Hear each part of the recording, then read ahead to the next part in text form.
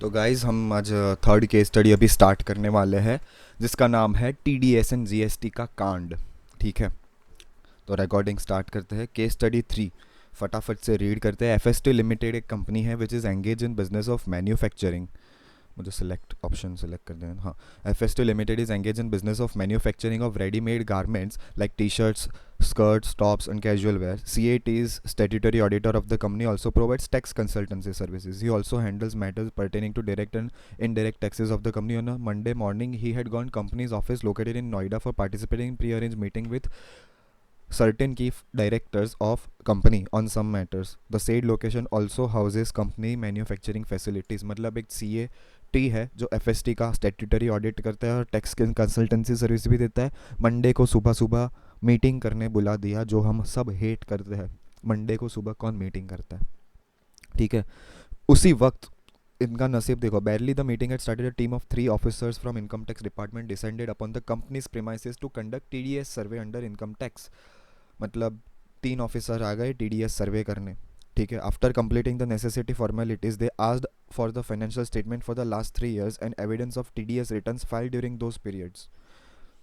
TDS returns के मतलब last थी पोथा लेके आ गए और बोला कि फाइनेंशियल स्टेटमेंट्स दिखाओ लास्ट 3 years के, और टीडीएस सर्वे करना है। Therefore they took control of systems of the company containing its books of accounts. Meanwhile directors of the company requested CAT, बोल दिया भाई डायरेक्टर ने, यार भाई तू है, हमको तो पता नहीं चलता, तू है इधर तो यार संभाल लेना, ये इनकम टैक्स ऑफिस है तो तुझे जानते होंगे। सीए लोग बहुत पहुंच वाले होते हैं, ऐसे मस्के मारे उनको बटर पॉलिशिंग किया और फिर वो वहाँ पे रुक गया। After pursuing companies accounts, books, documentary evidence including bills for few hours, the team summarized following points. Per, purported lapses by the company in the matter of TDS. अभी है ना, पहले टीडीएस वाले कुछ कांड इन्होंने 4-5 इधर दिए हुए हैं, फिर 3 कांड इन्होंने जीएसटी वाले दिए हुए हैं। अच्छे से शांति से एक एक पॉइंट पढ़ते हैं। ठीक है, पहला पॉइंट क्या है पता है? पहला पॉइंट इतना बड़ा है, इसमें 3 इश्यूज आते हैं। रोड हैंडलिंग एंड रेल पढ़ते हैं, समझ में आ जाएगा ये 3 issues. Company had made payments company had made payments during this years to Bharat container corporate, BCCL को दिया है, गवर्नमेंट ओन पीएसयू है। वो कार्गो कंटेनर सर्विसेज प्रोवाइड करता है। ठीक है, और बहुत सारे पोर्ट मतलब जेएनपीटी नावा शेवा मुंबई पोर्ट में है वो available. FST limited sends its export bound cargo to PSU service utilising above PSU services, उसकी सर्विसेज लेता है। On going through the bills raised by BCCL and FST limit and on FST limited, it was observe that this pertain to charges levied by for handling. देखो, handling का charges उसने लगाया है, road transportation का charge लगाया हुआ है, तीसरा रेलवे फ्रेट लगाया हुआ है। 3 चार्जेस लगाया है, कौन से? Handling, road transport and railway freight. The team has pointed out that the tax has been short deducted for the above payments made to BCCL. Short deduction हुआ है ऐसा बोल दिया। फर्स्ट पॉइंट खत्म। ये 3 सर्विसेज पे शॉर्ट डिडक्शन हुआ। FST limited had made payments during these years, 3 साल में पेमेंट किए to certain companies providing clearing and companies providing clearing and forwarding services for carriage of goods. The team pointed out that the tax has been deducted on these payments at inappropriate rates, leading to short deduction. The team insists that these payments are in nature of brokerage and warrants deduction, मतलब 5% deduct होना चाहिए, brokerage का nature है ऐसा बोला गया है। देखते हैं पर आगे, ये तीसरा पॉइंट था। अभी चौथा पॉइंट में क्या है? उसने एक फेयर में पार्टिसिपेट किया था मुंबई में, जहाँ पे उसने 5 लाख मेक शिफ्ट स्टॉल के रेंट दिया था and use of furniture in exhibition centre. तो रेंट का लगेगा 194 आई लगेगा, ऐसा याद आ रहा होगा, बट ठीक है पढ़ते हैं अभी तो सिर्फ case study. Owned by the company, ठीक है, in exhibition centre owned by a company, ये कंपनी नहीं दूसरी कंपनी की बात कर रहे हैं, मतलब दूसरी कोई कंपनी ने ओन किया है। The team had pointed out non deduction of tax at source by FST limited on the same. अभी fourth and the last point, during the survey team also stumbled upon service bills of few clearing and forwarding agents. These agents were acting as shipping agents of non-resident ship owners.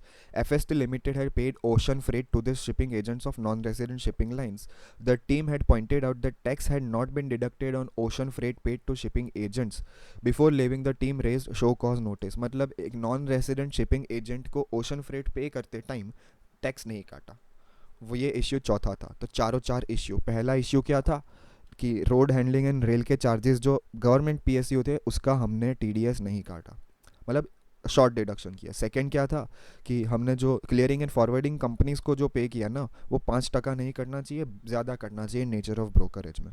Sorry, 5% करना चाहिए nature of brokerage में। Third में उसने कोई stall लगाया था कोई fair में, तो उसका फर्नीचर यूज़ किया तो उसमें नॉन डिडक्शन था। चौथा, उसने नॉन रेसिडेंटशिप ओनर्स को ओशन फ्रेट दिया था, तो उस पर टैक्स नहीं काटा था, तो शो कॉज नोटिस रेज हो गई।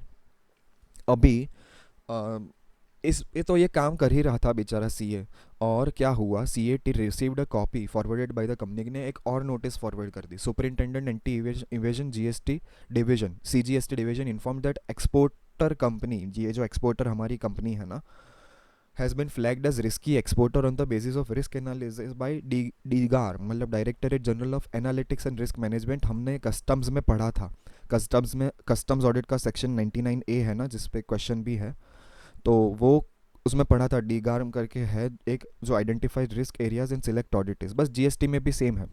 तो Z notice contained a long list of documents, इसमें भी पोथा आया, GSTR 9 3B1, reconciliation of ITC reflecting on portal, reconciliation of e-way bills with GSTR 1, financial statement of past year, मतलब एक पोथा लेके आ गए वो लोग।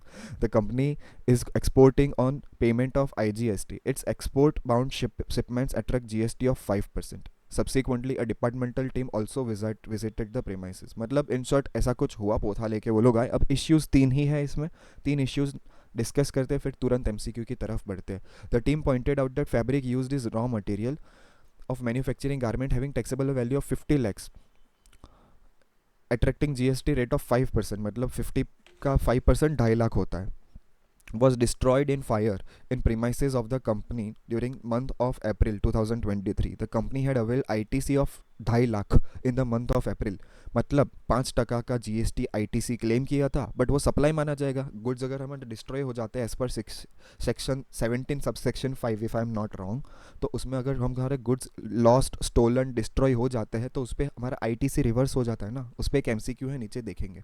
The company had been availing services of security man power, security man power की services ले रहे, पूरा नहीं पढ़ रहा हूँ, शॉर्ट में फटाफट पढ़ रहा हूँ। The company at paid amount of 10 lakhs and paid such amount to proprietary, ये प्रोप्राइटरी कंसर्न पे हाईलाइट करने जैसा है। Proprietary concern during the year 23-24, ठीक है, और उस पर रिवर्स चार्ज मैकेनिज्म पे लगना चाहिए, जो हम सबको पता है। कंपनी होती तो आरसीएम नहीं एफसीएम पे जाता, बट अगर ये प्रोप्राइटर है तो आरसीएम पे जाएगा, ठीक है। फिर नेक्स्ट क्या आता है, last point of the case, फिर हमारा खत्म होता है। It has been pointed out that the company has receive duty credit scrips, ये अच्छा पॉइंट है, बहुत ही नया पॉइंट है। Duty credit scrips under foreign trade policy of government by virtue being in export trade. This duty scripts has been sold by the company to third parties. Supply of such duty scripts are exempted under GST notification. Or the team points out that the company is required to reverse ITC.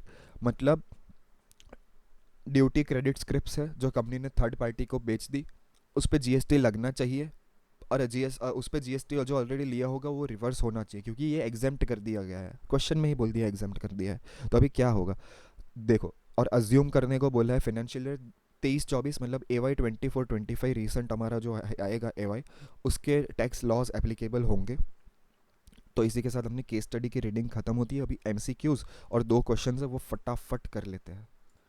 Yes, तो MCQ के साथ start करते हैं। सबसे पहला है considering the matter of one above. One मतलब कौन सा, रोड हैंडलिंग एंड रेल वाला जो पीएसयू चार्ज कर रहा था ना, पीएसयू कोई था बीसीसीएल करके, जो पीएसयू था, इधर मैंने लिखा हुआ है, मतलब स्क्रीनशॉट रखा हुआ है, जो ऊपर था उसके उसका स्क्रीनशॉट। बीसीसीएल का जो पीएसयू था वो हमें रोड हैंडलिंग और रेल के चार्जेस कर रहा था ना, उसकी बात की हुई है। उसमें शॉर्ट डिडक्शन किया है by survey team in show cause notice which of the following is most appropriate. तो इसमें ऑप्शन डी सबसे अप्रोप्रिएट है। इसमें कहा गया है कि tax was required to be deducted on handling charges and road transportation charges, however no tax was deducted on railway freight under relevant provision. मतलब 194C में बोला है कि handling charges and road charges जो होंगे उस पर टैक्स कटेगा। एग्जेम्प्ट क्या है, रेलवे जो है ना वो एग्जेम्प्ट है, तो रेलवे पे नहीं लगेगा, ऑप्शन डी में है, ये बनता है 194C का ये आंसर है। तो ठीक है, नेक्स्ट एमसीक्यू पे चलते हैं। The survey team raise the issue of application of inappropriate rate while deducting tax from payments made to certain companies जिनको प्रोवाइड किया था क्लियरिंग एंड फॉरवर्डिंग एजेंसी, ठीक है। तो उसमें उस में किस रेट का टैक्स कटना चाहिए। तो इसमें ये बहुत ही घटिया काम किया है इनकम टैक्स डिपार्टमेंट ने, मैं आपको बताता हूँ।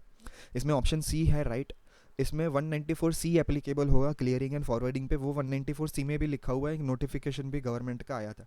194C पे क्लियरिंग एंड फॉरवर्डिंग पे 194C लगेगा।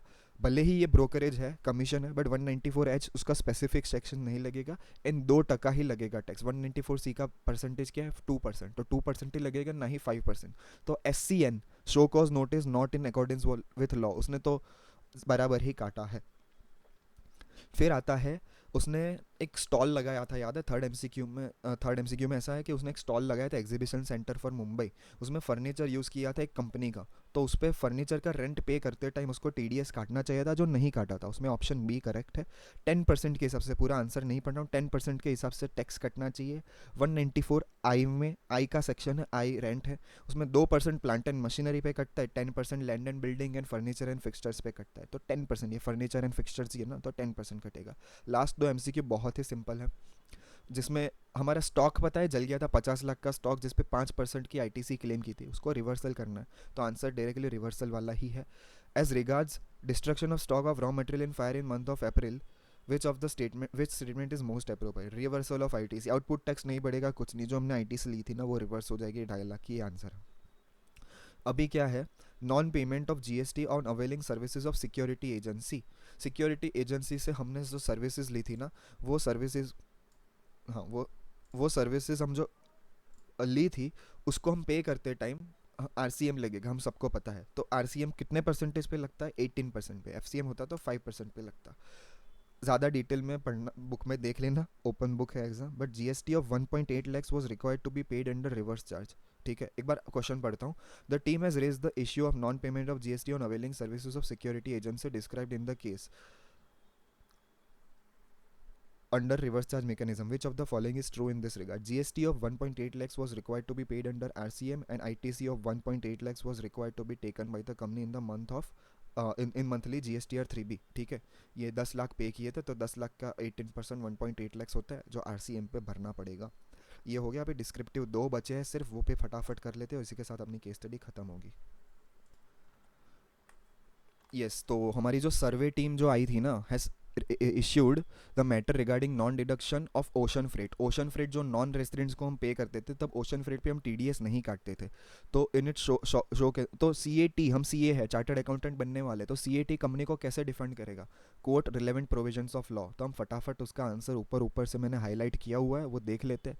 पहले बोला हुआ है 194C में, any person responsible for paying any sum to any resident, इधर ही केस खत्म हो जाता है। टू एनी रेसिडेंट, ये वाला एनी रेसिडेंट, हमने रेसिडेंट को पे किया तो ही 194C लगता है, बाकी तो नहीं लगता 194C। रेसिडेंट ही होना चाहिए वो बंदा, ठीक है।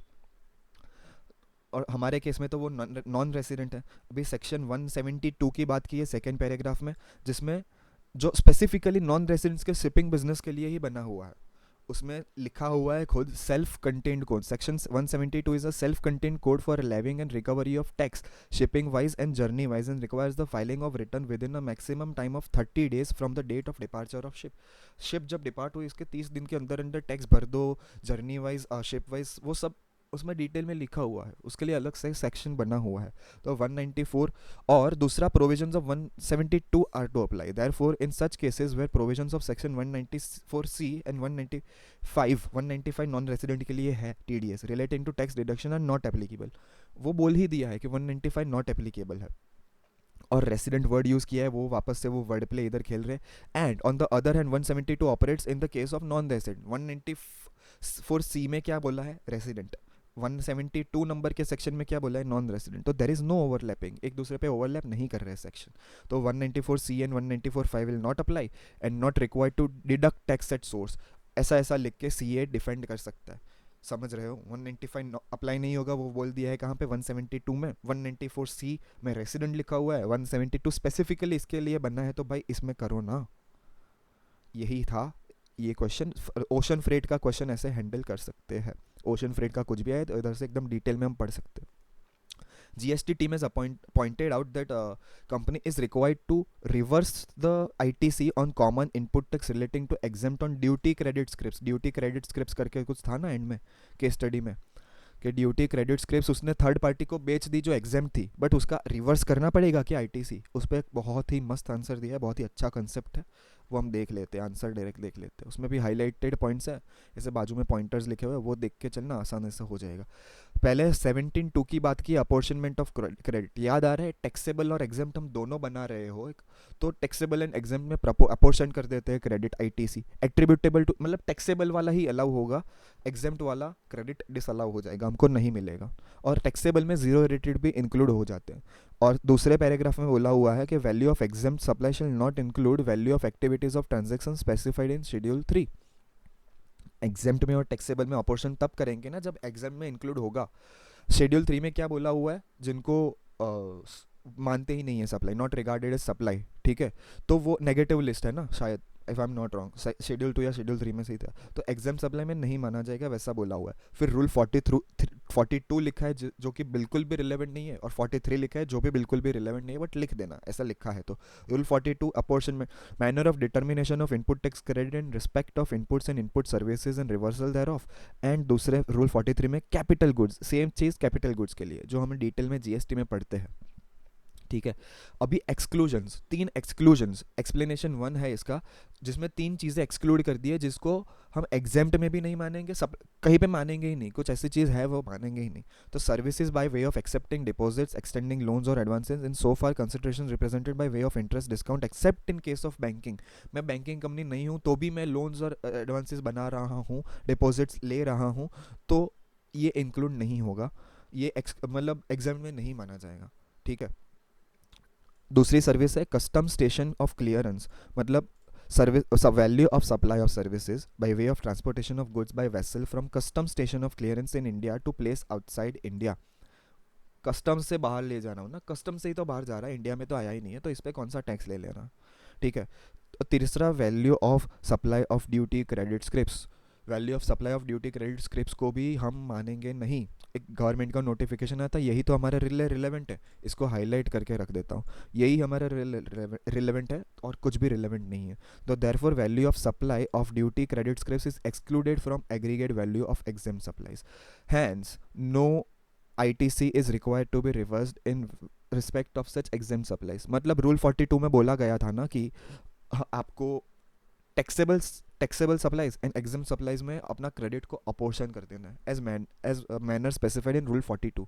बट ये वाले केस में ऐसा नहीं होगा क्योंकि ये एग्जाम्प्ट तो माना ही नहीं है, ये नेगेटिव लिस्ट में चला गया गवर्नमेंट के नोटिफिकेशन के थ्रू। तो इतना ही था केस स्टडी में, 17 मिनट में हो गई है, रिकॉर्डिंग बंद कर रहा हूँ। और अगर ऐसी ये हाईलाइटेड फाइल्स चाहिए तो मुझे DM कर देना, मैं भेज दूंगा, ठीक है। चलो बाय बाय।